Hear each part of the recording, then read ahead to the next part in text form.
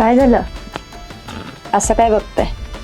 मोहिनीबाई, काय धारदार नजर आहे तुमची. काळी चिरल्यासारखं झालं बघा. तो चंद्रासारखा मुखडा आणि ते घायाळ करणारी नजर. असं वाटतं बघतच राहा. एवढं बी बघू नका, नाही तर तुमचीच नजर लागेल मला. काय करू मोहिनीबाई, बघितलं तर काळजात चर होत आहे आणि नाही बघितलं तर जीव गेल्यासारखं होतंय.